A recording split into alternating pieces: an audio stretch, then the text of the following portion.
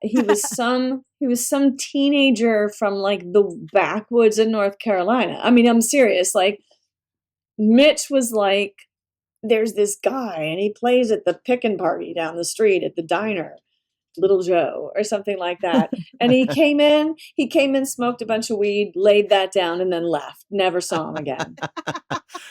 Welcome to the Back Catalog Listening Party, your weekly musical happy hour where musicians pick an album from their back catalog and tell the stories behind their favorite tracks in front of a live online audience. This week, we talk with award-winning folk artist and writer Amy Speace. We revisit her 2009 album The Killer in Me, talk about how her theater background helped in her album photo shoot, and explore her varied influences from 90s alt-rock to Shakespearean tragedies.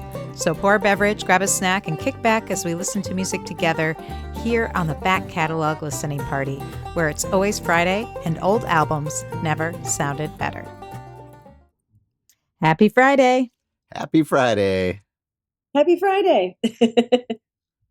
Welcome to the Back Catalog Listening Party. My name is Mother Banjo, one of your hosts. My name is Anthony Ihrig, the other host. And today we have joining us from her home in Nashville, Amy Speace. Hey guys, I don't know when to talk and when not to. Anytime you want, Amy. You are our special guest.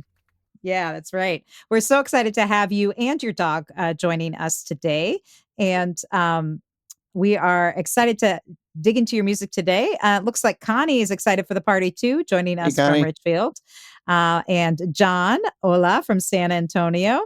And if you are joining the party, let us know where you are tuned in from. If you're enjoying a beverage or a snack, we call this our weekly musical happy hour. So I have come armed with a fancy beverage tonight. Ooh. I made myself what I call a faux fashioned. So it's an NA old fashioned with Ritual is the NA mixer. It has like a lot of vanilla and oak and cardamom and stuff like that. So that's what I made fancy in my fancy glass just for you. Get that recipe. Yeah, super yummy. And Tony, what are you enjoying? Well, I didn't plan very well ahead, but I did find a tropical cherry sparkling water in my fridge, and I found one Werther's Original. So I'm ready to party, you guys. You know how to party. You at least have it in your Back Catalog Listening Party pint glass, though. That's right. This water is tasting so much better. Real good in that That's right. pint glass. And Amy, are you enjoying any kind of beverage or snack today? Simply water.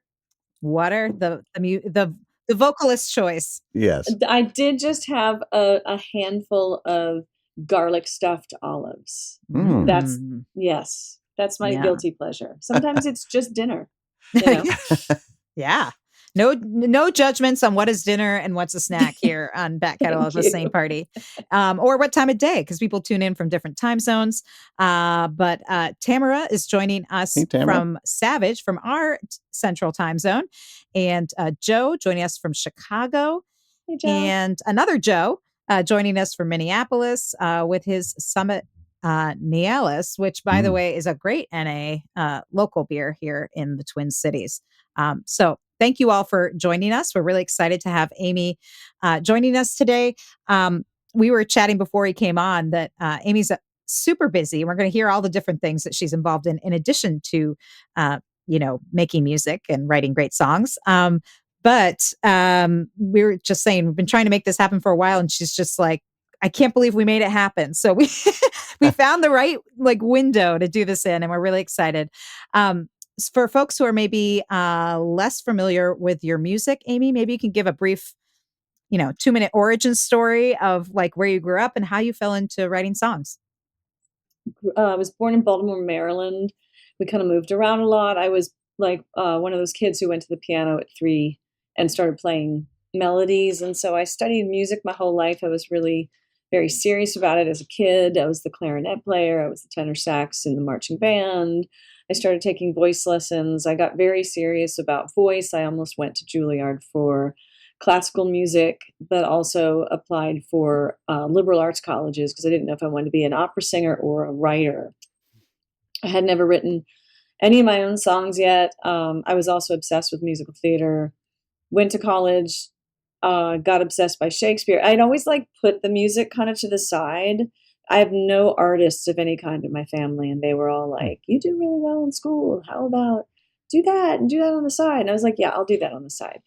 And then it kept biting me, and so I studied jazz vocals in college, and then was planning on going to New York to study voice, and I ended up going to New York to study acting.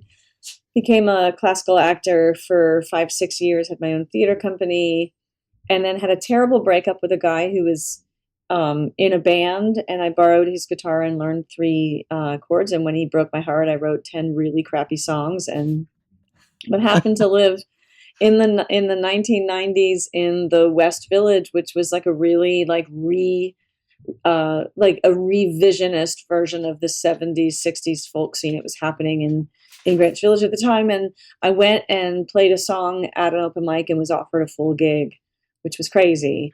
And within 2 years, Judy Collins heard me and signed me to her label. So Wow. that is it's a crazy story. I never planned this life. And here I am, like a bazillion years later, still doing it. It's exactly where I was supposed to be. And I look back on the trail that got me here, which felt like a lot of sort of side paths and mistakes. And it turns out like, no, they all like completely make sense for the kind of performer I am and the kind of artist I am. Like the Shakespeare makes sense. The acting makes sense. The directing the theater company makes sense. The literature major makes sense. But it took me a while to make it make sense. Nice. Wow. I'm gonna take three chords and heartbreak now as an alternative to three chords and the truth. That sounds like the recipe for a great career as a songwriter. I like that. And you've put out a bunch of records since first signing to Judy Collins' label. Where the album we're going to revisit today, "The Killer and Me," came out in 2009. Where does this fit in your discography? So before Judy heard me, I had made this record on my own, fan funded, way before the Kickstarter world. Somebody just handed me $2,000 and said, "Go make a record."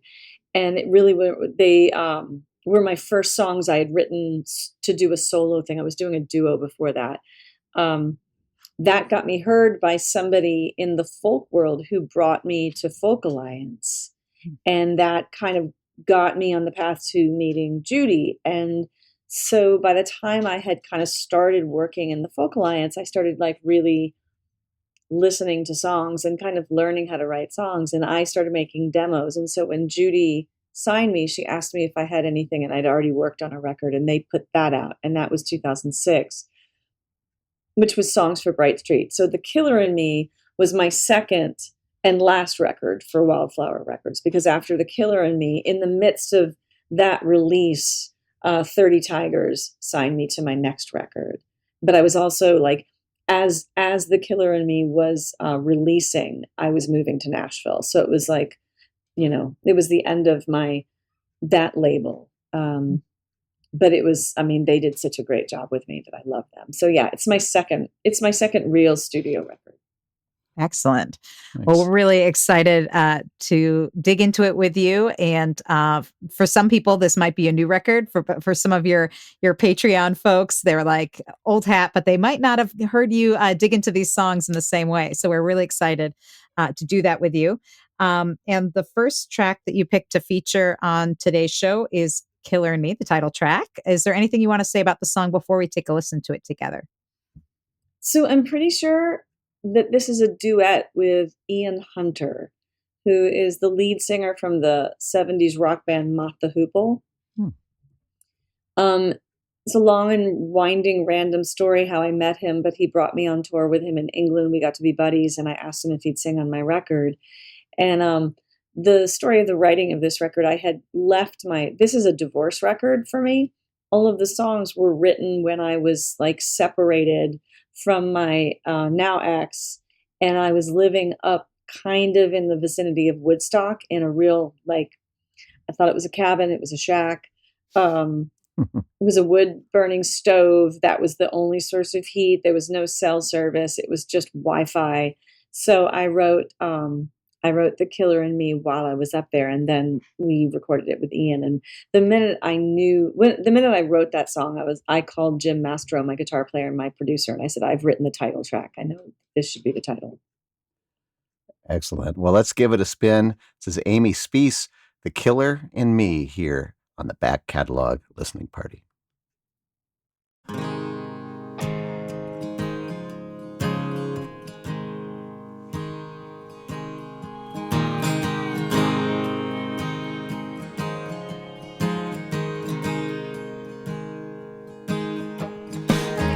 killer in me loves the killer I see in you. The killer in me loves the killer I see in you. I'm gonna tell you what I need, cut so deep just to watch me bleed.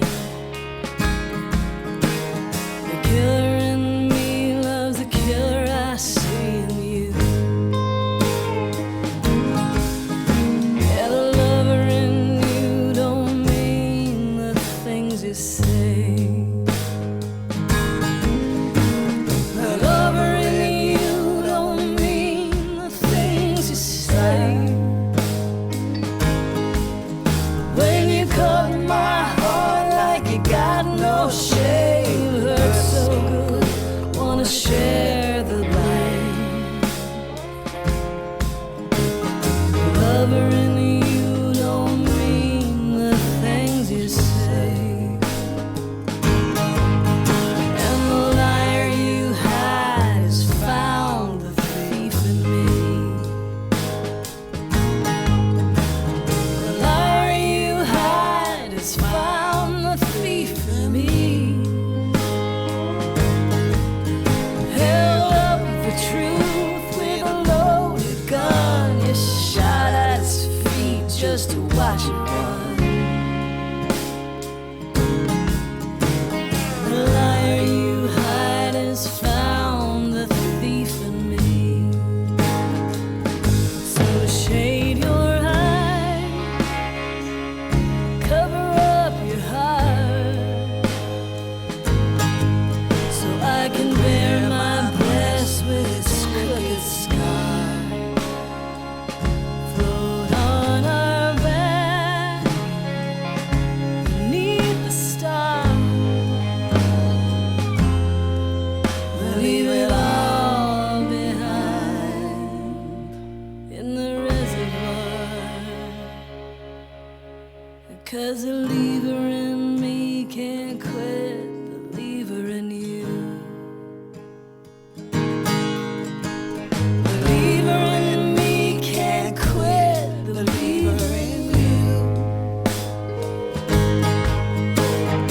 Won't keep nothing when we go. We'll burn that bridge, that's all we know. Yeah, the lever in me can't quit the lever in you. Because the killer in me loves the killer I see in you.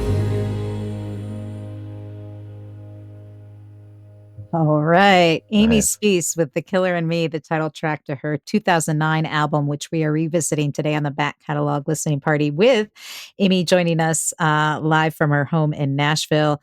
And it looks like Alinda's joined the party from New Haven, Connecticut. And if you have joining the party, let us know where you are tuned in from. And if you have any comments or questions as we go through the show today, feel free to leave them in the chat.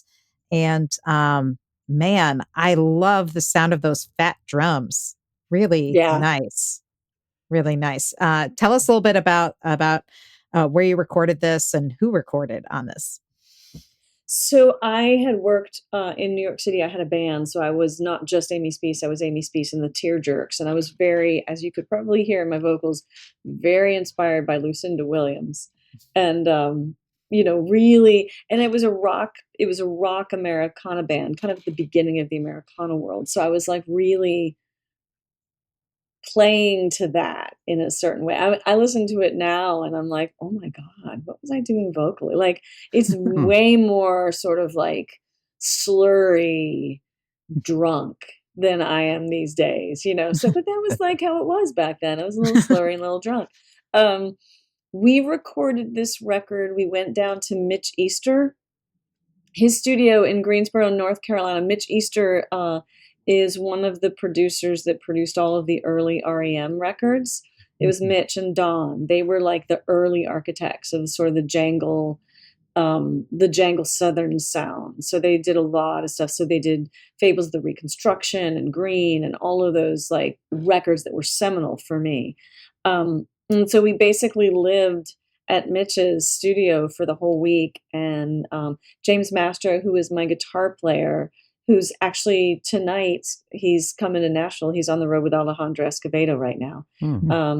He's he's like a longtime legend in the sort of rock Americana world. He had taken me under his wing and he produced the record and Mitch engineered, but really the two of them co-produced it. And we recorded it to tape. Mm-hmm. Nice. And so we recorded it to tape and we mixed it to tape. So it was very expensive. I remember late night vocal sessions. Jim really wanted to get something out of me that was a little more like, because I'm definitely folky in my voice and I'd been compared to Judy Collins and doing all that stuff, but I could also do that side and I hadn't kind of given myself over to that. So he was like, let's do late night sessions. Let's get the scotch out. Let's get you tired so it doesn't sound like you're singing too much. And we had been playing these songs live in New York for so long that the band was locked tight. Like that band was really tight for so long. I was really lucky to play with those guys. Oh, I can tell you who they are. So on my left with the Western shirt and the goatee, that's Rich Ferridan. He was a guitar player. He's the one that you hear doing the sort of like the swoopy, swelly Nashville guitar. No, he's so good. He had a B-bender on there. He's like such a great guitar player. Behind him with the pork pie hat is James Mastro, who usually played a Jaguar or a Les Paul. So I had a dual guitar situation going. Looking down is Matt Lindsay. He was my bass player and backup singer. Next to him is Jagoda, the famous Jagoda, who is a great drummer and pretty much just the clown of the band. He just kept us all laughing. And I played acoustic guitar. And actually with this band, sometimes I played electric. But yeah, that was fun to listen to it. And that's Ian. We had gone out to Ian's house in Connecticut. And he said to me, I don't know if I can't really sing. I'm not a good singer and I can't sing background vocals. And I was like, that's what we want. Just do that. Just do that thing. So yeah. Well, what a cast. Lovely. Yeah, really good. And if you are just listening to the podcast, we are looking at a few photos of the band and we'll try and get those up on the show notes. If you go to backcataloglisteningparty.com, you'll find some photos of the cast of characters, which I also love that you said it was, channeling kind of some of those REM and 90s vibes, because I feel that in that photo too of you. Like, I feel like this one. Yeah. I got to put that back on the, that is a 90s photo right there. I love the it. hair, everything about it. I was so all about I started writing songs when it was Liz Phair time, and Alanis and Sheryl Crow was coming up and I had such short hair. And that photo was taken at the Lakeside Lounge in the Lower East Side. It was owned by the guy who's Steve Earle's longtime guitar player. So it was like one of those, it was like the place where if you were an Americana alt country player, you played at the Lakeside Lounge. And it was tiny and it was stinky and you never made any money. But it was it was grungy East Village. And at the time that we were playing, the East Village was still affordable for artists to live there. There was like a real thriving indie. Like we were more in this sort of indie world. Like I didn't even know there was a folk scene because I was kind of working in this indie alt country, whatever that was. And it all lived at the Lakeside Lounge. And so we did our photos there. And yeah, I used to it's just so funny, to look back at that, I never, it's like with my bands, I never said, this is what you should wear. We just all like showed up looking like we were in a rock band. You knew the uniform. Perfect. Um, Yeah. Yeah. uh, um, well, it's funny when you tour with a band for a while or play with them for a while, you kind of do start to I don't know, just like when you live with people, your habits start becoming more in sync. I'm convinced that like Mm. you start wearing some of the same, you know what I mean? Like without Oh, even yeah. planning on it, Yeah. I also noticed in that last song, in addition to like the great, guitars and the kind of the more kind of core rock sound going on. And, I heard, and, there's that great, obviously pedal steel, but there's also like the fiddle. I heard Yeah. like this light bit kind of creeping in, and it wasn't very forward in the mix, but it just, whenever I heard it, it just kind of, it added a little boost. And who was that playing on that? So I have no idea. He was some teenager from like the backwoods in North Carolina. I mean, I'm serious. Like Mitch was like, there's this guy and he plays at the pickin' party down the street at the diner. And can you hear that? Massive thunderstorm going on in Nashville. It's actually beautiful outside. Anyway, so there was this kid like Little Joe or something like that. And he came in, smoked a bunch of weed, laid that down, and then left. Never saw him again. That's like the most alt country thing I've ever heard right there. Yeah. Because that fiddle also, just like you needed that in the 90s too. Just It's a little like bit a of fiddle. little out of it's a little not out too of much. tune. It's definitely not violin. That is fiddle. Yeah. That's 100% fiddle. Yeah. Yeah. I love that. That was great. Wonderful. Well, looks like a few more folks have joined the party. Kervin joining us from Michigan, and David joining us with his wild berry plum tea. Ooh, sounds good. Yum, David. Not sure if that's hot or cold, but either way, that sounds real good. Hey there, would you like to be part of the live show? Well, become a member of the Back Catalog Listening Party Patreon, and you'll get a backstage pass to weekly online tapings, where you can ask the artist questions and participate in the live chat with a fun community of like-minded music nerds. You'll also get a first look at upcoming guests and receive invitations to special live streams and private after parties. So join the party today at patreon.com/Back Catalog Listening Party.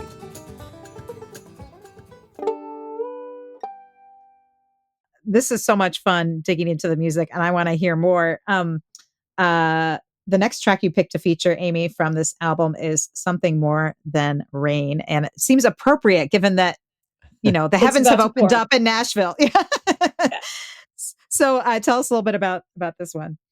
Well, the reason why I chose it is I haven't listened to this record for so long.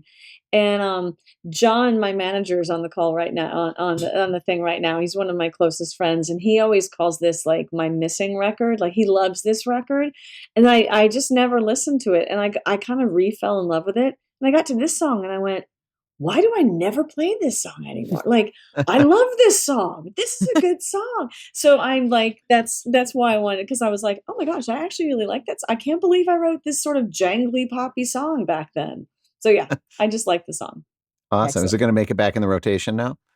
It might. I kind of like it. I'd like to think so. That's good. Well, either way, we get to hear it now. This is Something More Than Rain from Amy Speace here on the Back Catalog Listening Party.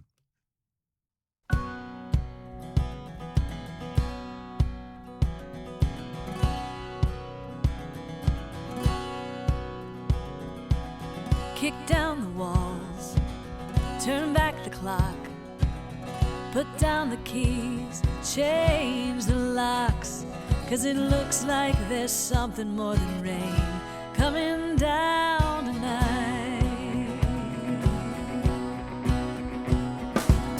Unplug the phone, break the frame, untie that knot that held you in your place, 'cause it looks like there's something more than rain coming down tonight. Always gonna be some rain, always gonna be that hard, always gonna feel the heat, always gonna be some fire, always gonna find your way, always gotta look for home, always gonna put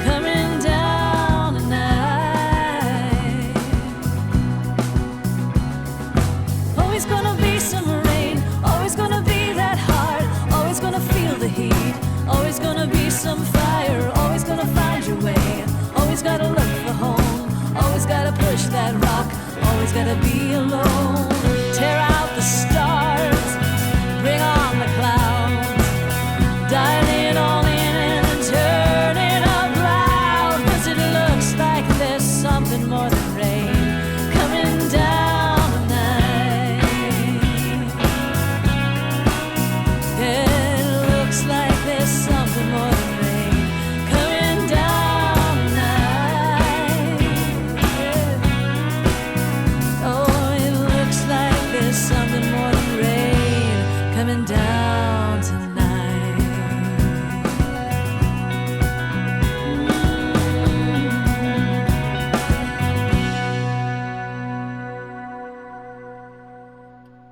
All right. Amy Nice. Speace, Something More Than Rain. Folks, loving it. Chime the chat has been very active. And yeah, I like what Kervin says. In my humble opinion, a good driving song, extra points if you're driving into wet weather.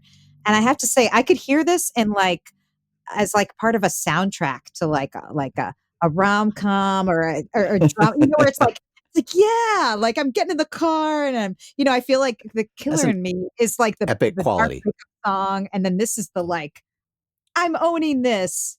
Take This is that. Jennifer Aniston is leaving the bad relationship and Yes. driving out to In the Utah rain. to Which go is to ba- Burning Man. She's like going to Burning Man.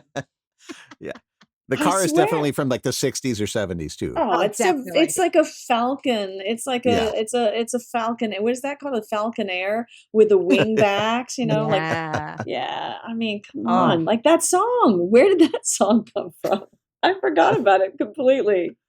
Love Oh, it. well, it's so good. I think it has to make it back to rotation. And I think one thing so. I noticed in that song that was kind of different from the first song that we heard, you were talking about how vocally, like your producer was kind of nudging you to kind of dig into those like late night sultry vibes, which really worked for The Killer and Me. But I've noticed on this song, it reminded me more of how I usually think of you singing. Like it's like Yeah. Amy Speace now. Yeah. No. Uh, Yeah. I heard me in there. I was like, oh yeah, that's me singing. Yeah. Yeah. So, I mean, I could also hear you working it into one of your current sets because it wouldn't be like, what is she doing? Right. No, the funny thing is I still play The Killer in Me. I just don't sing it sloppy, Right. but yeah, this one is really a fun it's fun. I'm so glad you guys said, no, go back far in your catalog. Cause I don't listen to myself that much. So it's like these sort of hidden gems. I was like, oh, and every once in a while somebody will say, hey, will you play this song from that record? And I'll be like, I don't even remember it. So it's good for me to kind of go back and re-listen. Well, you're not our first guest I mean, most artists don't listen to their old records after, especially after they've been out in the world a bit. Because yeah, it's a special kind of torture sometimes to revisit your old records. And we make you do it on this show. But what is really special is how often people do rediscover songs that they just don't play. And I know when Bruce Coburn was on the show, similar thing. He was like, oh yeah. Maybe I should start playing this song again. Good one. So anyway, I fully support this song making it back into rotation. One thing I noticed was I love how the rhythm kind of changes around the chorus. And was that something that I don't know if you remember, it sounds like you might not remember writing the song very well, but was this something that like was always part of the song, or was that something that came when you brought it to the band, or It was how the was your band. process of the band? Yeah, Okay. no, that was the band. And that was what was great about that band is like, even if I had written that song today, I would have never changed up that rhythm. I would have just kept it with that still driving thing. But it usually was like Rich Farrett and one of my guitar players. But you know what? They were all so creative. The reason why I loved that band so much is they all had such a great ear for songs, and we played so much together. They also played together with other artists the rhythm section played together. So they'd been long time. But I remember when Rich said, hey, let's just change this up. And it felt weird to me. I think the reason why I forgot, like, I never felt like when I played that song that this was me, because we had changed that rhythm up, and I felt like I had lost something about it, the pop sense that I had written it as. And so even though I said yes, and Jim said, no, you should do this. It's like, it'll make it interesting. You need to have like a change up going. And I remember back in that time, I never played this song live because I could never wrap my brain around the way that rhythm goes. But I'm listening to it now like, whoa, that's so cool. Like, I would love to sing it like that now. Yeah, it's interesting. But I'm a totally, like I've been doing this now for 20 years, and that was 2009 and it's 2025 now. So like I've had a lot more experience writing songs and trying to change things up. But yeah, I want to call these guys now and be like, you guys, you were right. That's awesome. I love that.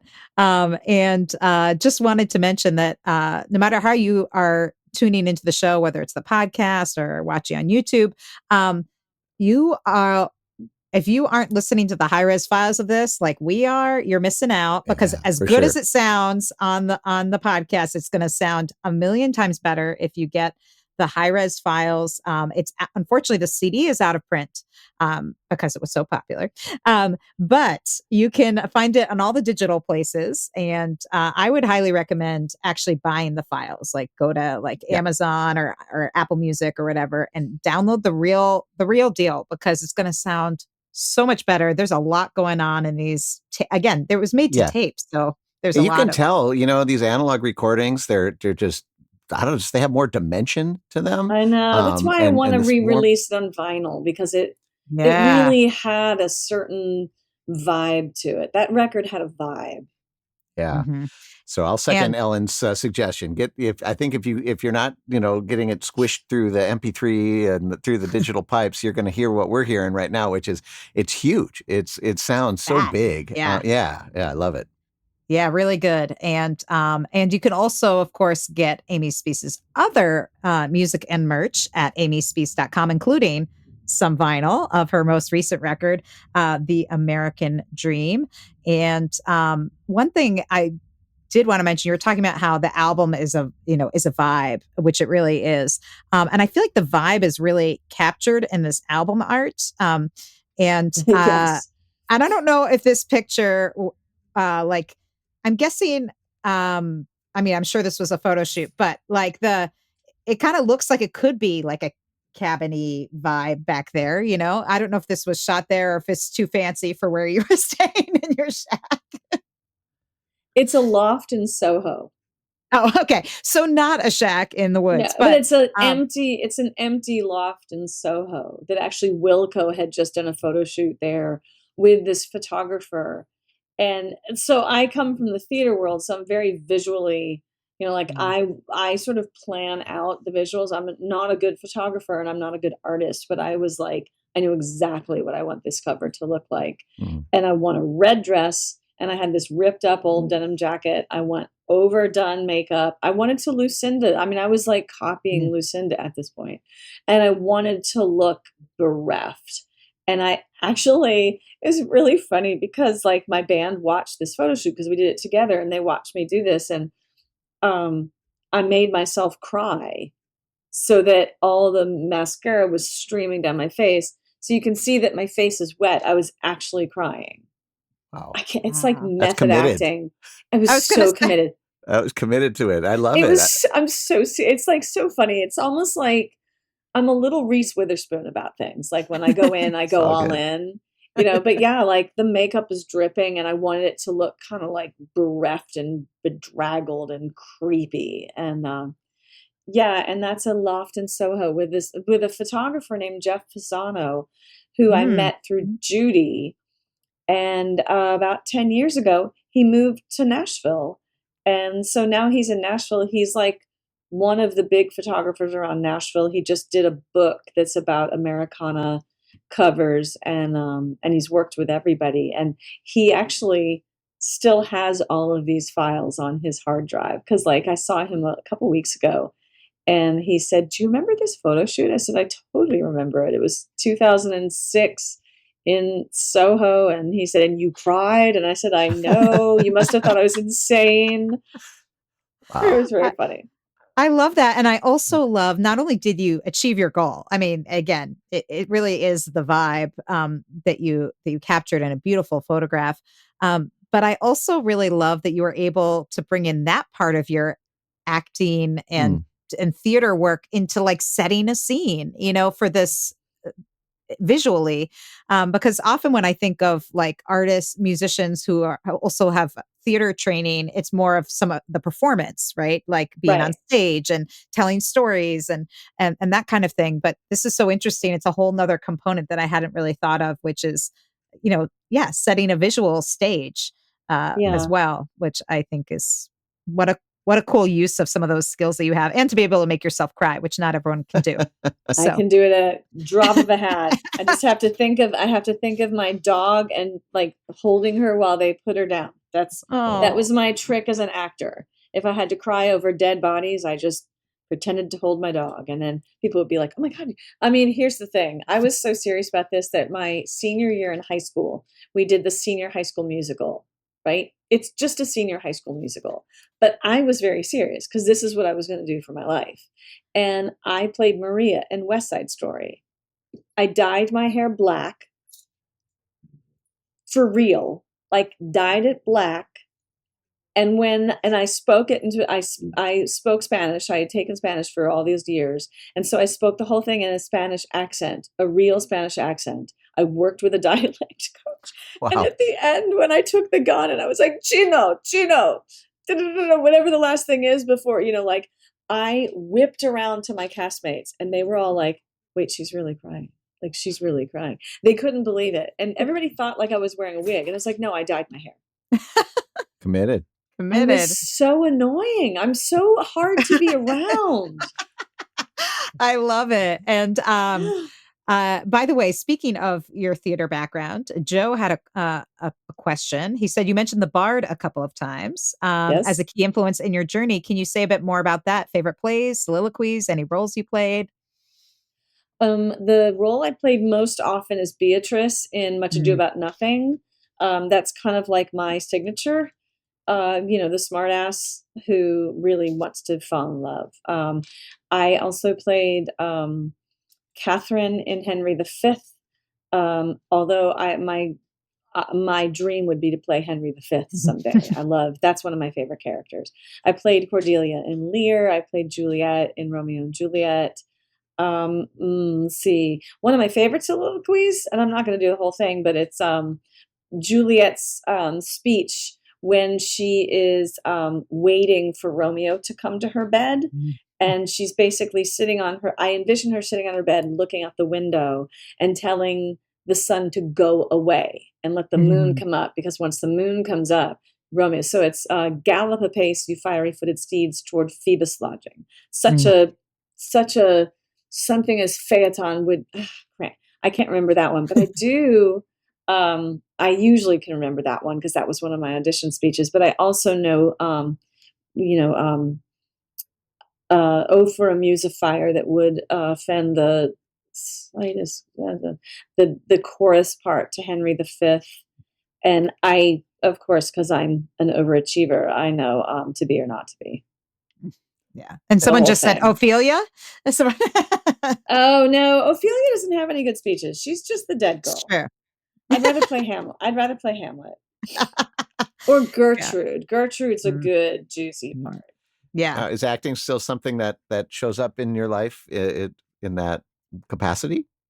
Well, the thing is that at the time that I got signed to Judy's label, I had my first booking agent and I was on the road. I also had an acting agent. And I had like the day jobs that you have to like exist in New York City. So I had like 3 different day jobs. So what would happen was I was working my temp job as a secretary at a law firm.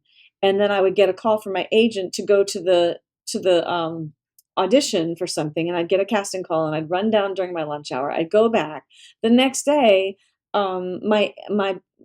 my music agent would call and be like, "We just got you this tour for 3 days in October." I'd be like, "Great." And then, of course, inevitably, that's when I'd get the call back for the national commercial, and I couldn't do it. So my acting agent was just like, "Look, you're going to have to choose." So I walked away. Yes, I did do Lady Macbeth. Joe just asked. I did do it. Out, damn plain. Yeah, you like the strong characters, clearly. I like the really dark ones. But once I moved to Nashville, I couldn't do it anymore because I was touring so much. And I could never, there's a really strong theater scene here, but I can't commit to rehearsals. And I had thought over and over again about trying to get like an acting agent for like commercials or small film things. But again, I'm on the road so much that it was just like, I don't have the time to commit to one more thing. And now I have a son. And so my life is so crazy. There's no way I could do it. I miss it though. Like, Mm. and so I think it comes out, I think the kind of performance that I do is like more of a one woman show. Like I'm a storyteller as well as a songwriter.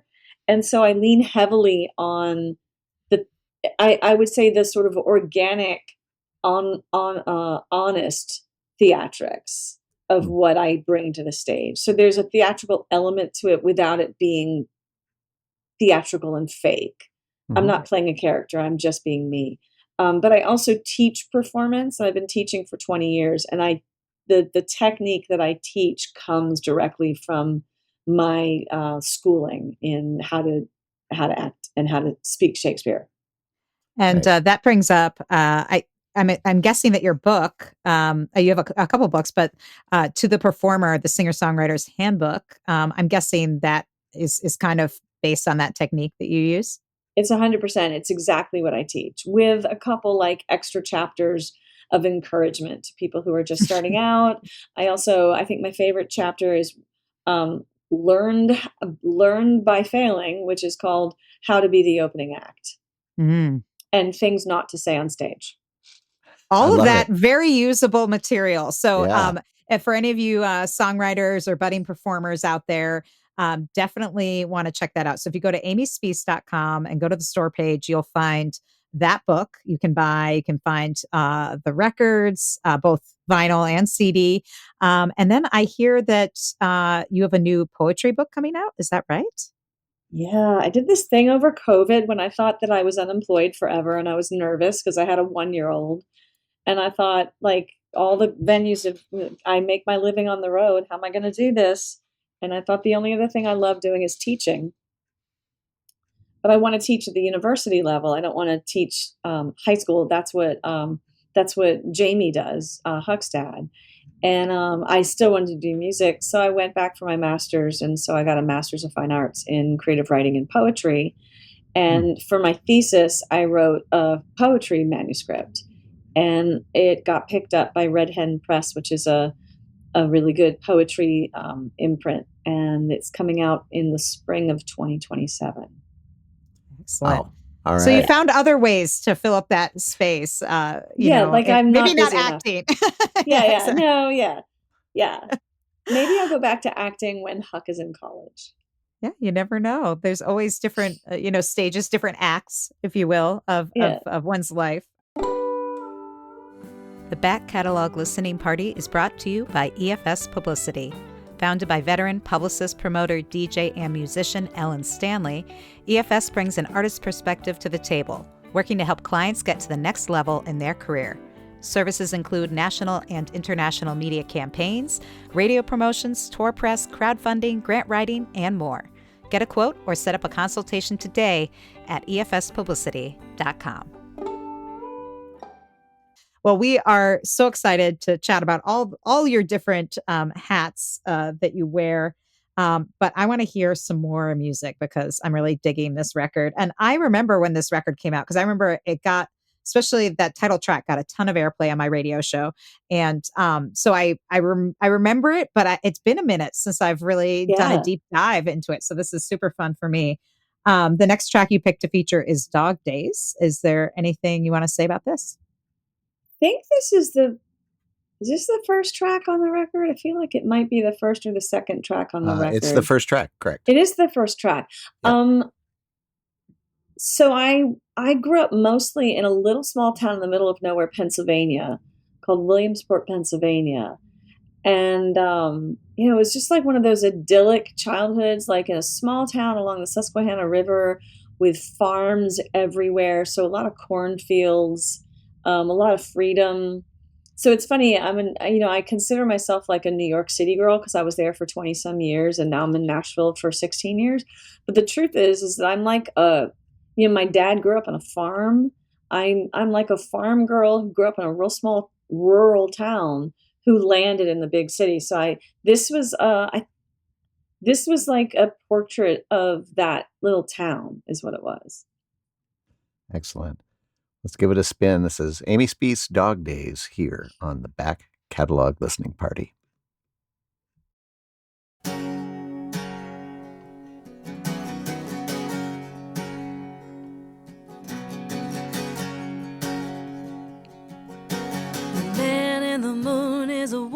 in disguise. Behind the mask, she has summer in her eyes.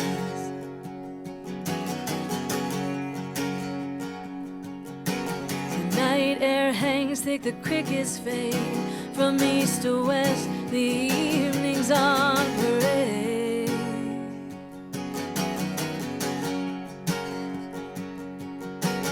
Red sun, yellow moon, green grass, breathing room. Lay me in my childhood bed and dream of better days. Red sun, yellow moon, green grass, breathing room. Lay me in my childhood bed.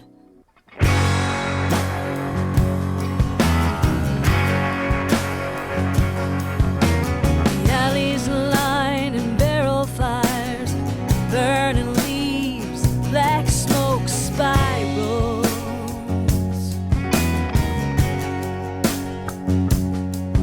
We married young in our mother's lace, with promise rings to hold a place.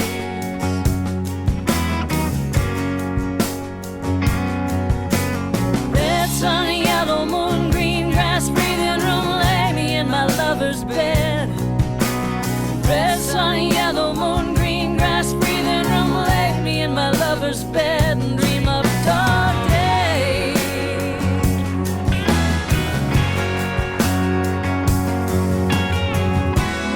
Got my shoes off with the mud between my toes.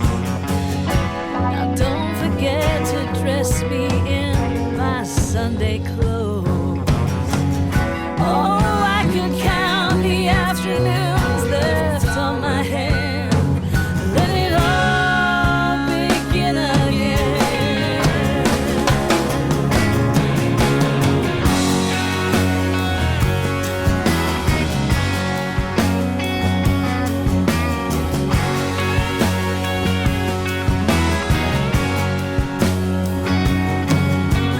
Can you hear the carousel, the tractor hum, the Catholic bells?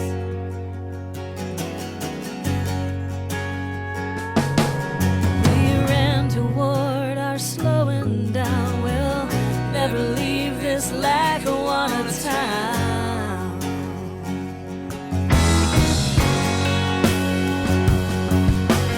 Red sun, yellow moon, green grass, breathing room. Lay me in my childhood bed. Red sun, yellow moon, green grass, breathing room. Lay me in my lover's bed. Oh, red sun, yellow moon, green grass, breathing room. Lay me in my final, lay me in my final, lay me in my final bed and dream of dark days.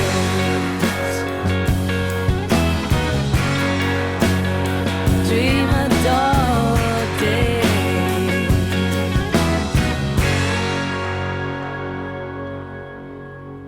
Yeah.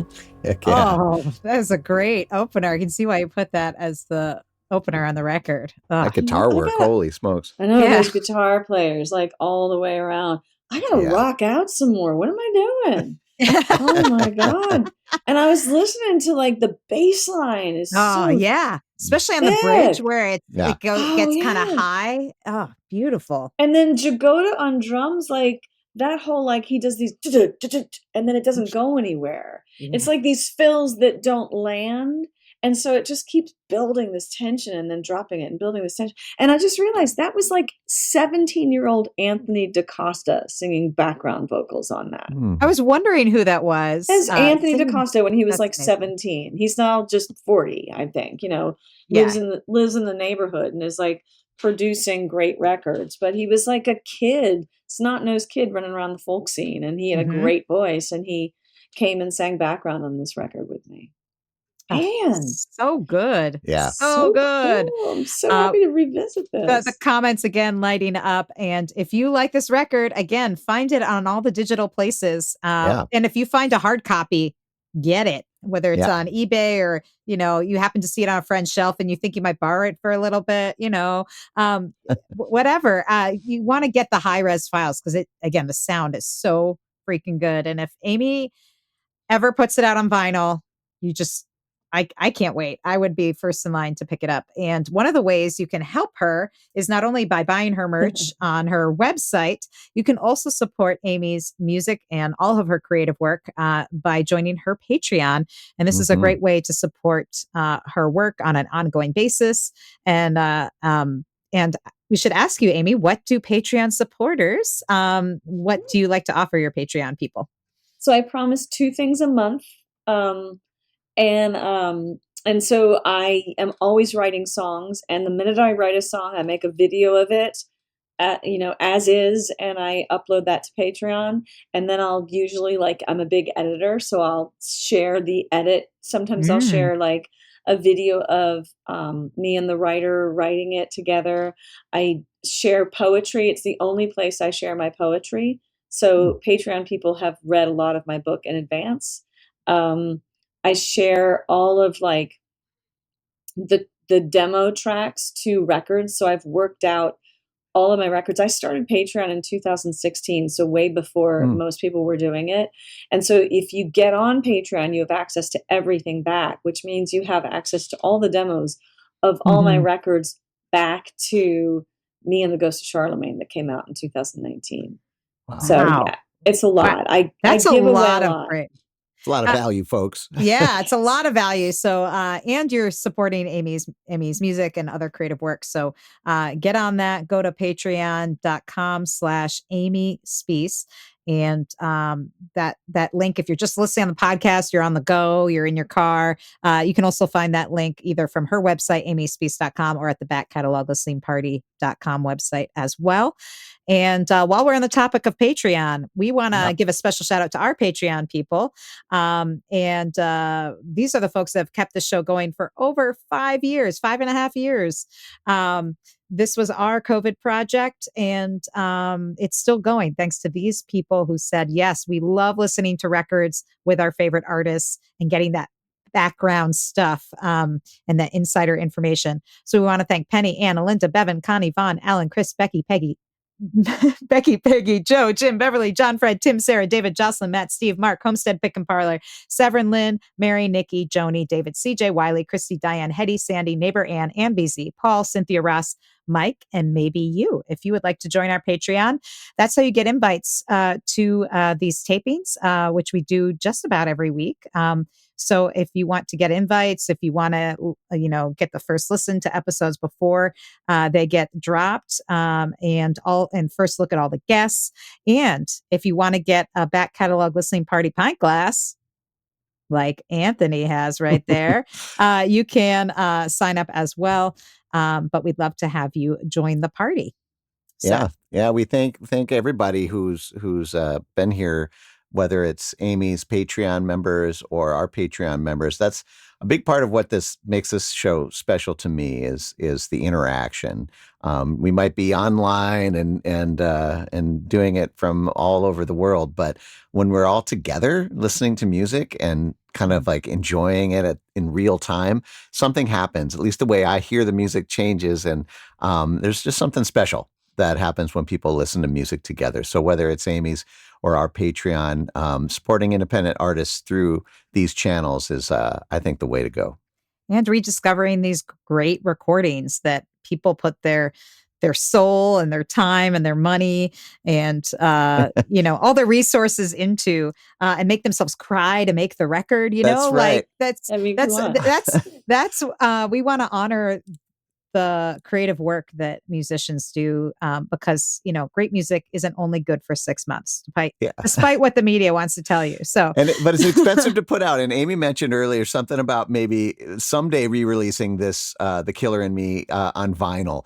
And man, I bet you if you got enough Patreon support and everybody jumped in there and voted up that project, it Yeah. might see the light of day. So I another gotta reason find I gotta to find the old check it out. tapes. That's the problem with analog. Oh. yeah. Oh. Well, we're having so much fun, and we have time for one more song here. And the last track we're going to feature from The Killer and Me is Haven't Learned a Thing. And we'll have to get an update, Amy, whether you have since then learned anything. But Oh, no. yeah. But is there anything you want to say about the song before you take a listen? Yeah, I remember hearing Mary Gaucher do one of her a class that I was teaching at the same place she was teaching at. It was I didn't really know her very well, and I was sitting at the back of her class, and she was talking about the writer's voice, and she was talking about something like, you write a lot, and then you land on a song and you say, "That's my voice." And so she Mm. called out to me. She knew me, and she said, "Amy, what's your song?" She said, "Writers who do this and they get their writer's voice, they know that song." And she said, "What's your song?" And I said, "Haven't learned a thing." I clearly Wow. remember writing this song on the bed in that, like, crappy little shack and writing the song and crying. It was my divorce song, and thinking, "Oh, now I'm on to something." And actually, I still play this song at shows because I went through a divorce a couple years ago, my second divorce. And as I decided, a friend of mine in Nashville who I met him at SWRFA at the Southwest Regional Folk Alliance. He said he found me because of that song. He loved that Mm. song so much. And I said, "Oh, I haven't really played that for I've got to go re-listen to it." And I re-listened to it. It's like years after this divorce of Jamie, my son's father. And I was like, like, clearly I haven't learned a thing, but no, I was just like, wow, sometimes you write to yourself as it's happening, and then sometimes it helps you in the future. And it really has been one of those songs that I can bring back and play completely fresh again. Mm. So I think this is one of my favorite songs I've ever written. And I wrote it really early in my career. Right. Well, great way to close out our hour here with Amy Speace. This is Haven't Learned a Thing here on the Back Catalog Listening Party.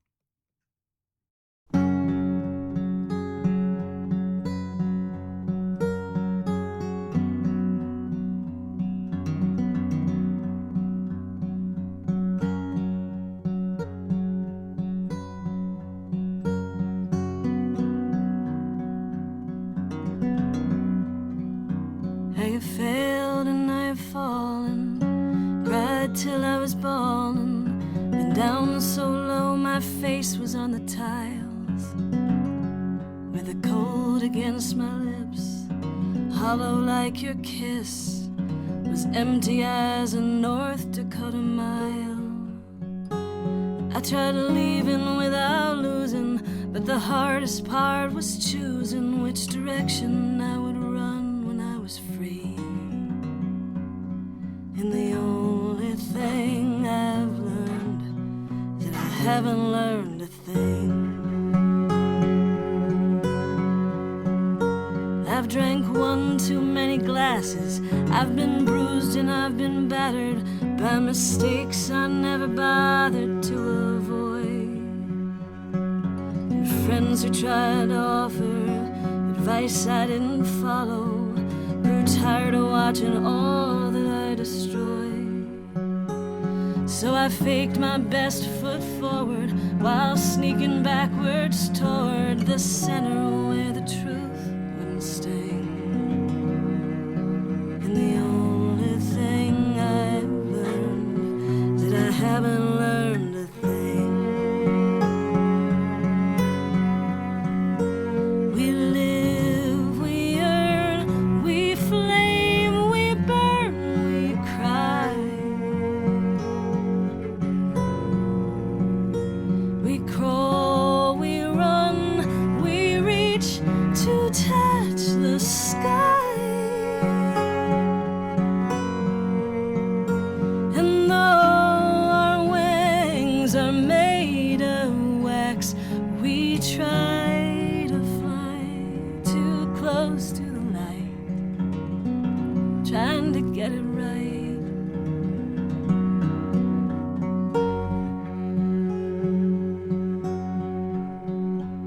You stood there like a stoic, made me feel so claustrophobic, wishing you'd give me a reason not to leave. And the walls closed in tighter, and I felt like an outsider in the home that was my haven all these years. But I knew that I was certain, like the dropping of a curtain, when I saw you taking off that ring. Guess the only thing I've learned is that I haven't learned a thing.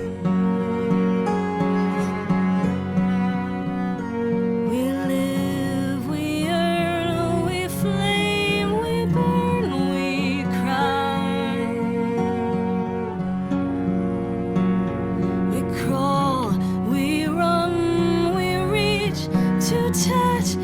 sky,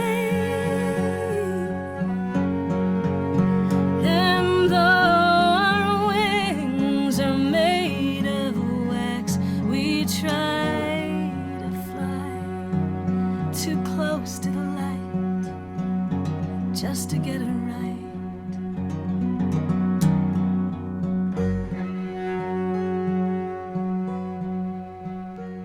I've failed and I've fallen, cried till I was crawling, been running for so long that I believed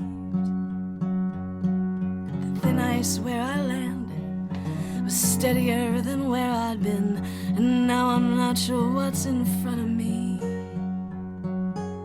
But in the falling and the flying and the living and the dying is how we carve our names inside this dream. And the only thing I've learned,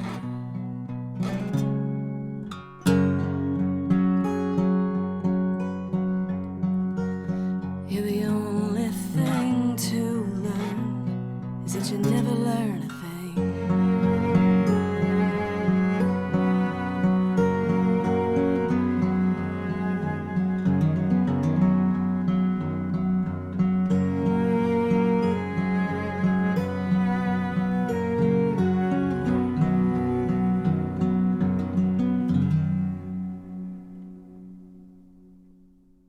Amy Speace, haven't learned a thing. What a beautiful Beautiful. tune.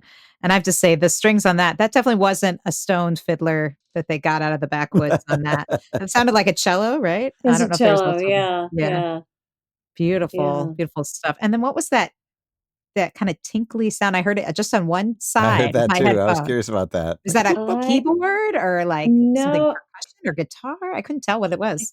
think it's my guitar player James used to work with this pedal. God, I remember I can look at it and see it. It was blue, but it made almost like organ sounds Yeah, it was like and a like Mm. light sprinkle. light light sprinkling organ sounds. So I think he was just like doing little like he would make the coolest noises. He would get like one of those like plinky Fisher Price like pianos and he would make sounds. So he was making some weird guitar pedal sound, which I just loved. Yeah. So cool. Yeah. And I just love how like the production and the way that the songs are arranged fit the subject matter and change kind of from song to song. Like that was, I mean, I kind of heard maybe the late night gravelly voice again there, but also the cellos and Mm, and this other stuff, and just a beautiful treatment of these songs. thank Yeah. you. And Joe chimed in to say, fantastic lyrics. Every line fits, no wasted words, all working to complete the story. And I agree. There's just an economy of that song that's just so beautiful and Thank you. relatable. Um, oh, I can't believe this hour has I know. where I did it go? I know. I don't I know. know. know. Really fast. Oh, so fast. And guess what? This isn't all the tracks on the record, folks. You need to go and listen to the whole dang thing because it's really, really excellent. And again, get whatever most high res version of it you can find and listen on big headphones because I was hearing all kinds of things in there that I apparently had missed when I was when this album came out. So go to amyspeace.com, find her on the digital places, join her Patreon, see her live. Mm-hmm. She is very busy on tour. I think her next shows, it looks like Colorado and then heading over to the UK, but she's always on the road. So make sure to sign up for her email list or join that Patreon so you know what's happening with Amy. Thank you all for listening to the show today, whether you're joining us for the live chat or listening to the podcast. And if you like the show, like it, give it the thumbs up so you can subscribe to the podcast because we do this every week, not with Amy Speace every week, but with other great artists. So you can, where we revisit old records and enjoy a musical happy hour together. And Amy, thank you for spending this hour with us. This was really special. This was so Yeah. great. Thank you for asking me and for keeping after me. This was really lovely for me to do. I I love revisiting, like, I wanna go back and listen to my old Liz Phair records now. Like, I Nice. wanna go back and put headphones on. I used to do this thing with friends in the neighborhood in East Village in East Nashville. Like, I don't have CDs anymore, I just have vinyl, and we used to have poker parties. It was vinyl poker, so if you won the hand, you got to choose the next side. Oh, I like And that. so Love we were that. like we had intentional vinyl listening parties. I did this before I had Huck, and I forgot what it was like to just sit and listen to music, because usually I'm listening to music, like, driving from one place to another, Mm. even as a songwriter. So, this has really kind of slowed me down and been like, this is such an enjoyable experience, like, listening to music with people and being able to talk about it. I wanna have a party now. Yeah. Like, Well, you it's guys Nice. kind will of have like to a come to music club. Nashville. Oh, well, we love that. We'll once we get the bus, Yeah. a Patreon Yes. funded bus, we will head down to Nashville. Because I also think there's something, there's book clubs where people like read books and talk about them, but there aren't enough Yeah. like music clubs where you're listening to music and talking about it. Cause that's what I Love really it. want to do. Back That's what I catalog wanna listening do. party. This is the club, I guess. It is what we We'll get do. T-shirts made. We'll have it in every city. Love it. I You love it. guys franchise it. Yeah, I like the bus Whatever. idea. As long as We'll people are listening to music and supporting the artists that make it, I'm yeah, in. That's absolutely. the only requirement. So, and thank you all for, again, tuning in, supporting the show, and supporting artists like Amy, because without the artists, there's no music to listen to. That'd be That's right. sad face. I Very know. sad And face. when the world is on fire the way it always seems to be these days, this is my reminder every week that life isn't as bad as it sometimes seems. There's things worth fighting for, and music like Amy's is a great reminder of the things that matter. And so thank you for that, Amy. And thanks for all you for hanging out with us and showing up and letting us forget about all that stuff for an hour every week. Cheers to that. Yeah. Well, until next week, keep supporting independent music and artists, and we'll see you back here at the Back Catalog Listening Party. Cheers. Cheers. Thanks for joining us on the Back Catalog Listening Party. If you like what you hear, please subscribe to the podcast and leave a review, which helps more people discover our show and our guests. And do you want to be a part of the live show, get a first look at upcoming guests, and receive invites to private online parties and live streams? Then join our Patreon community at backcataloglisteningparty.com. Have a great week. We'll see you back here next Friday for another edition of the Back Catalog Listening Party.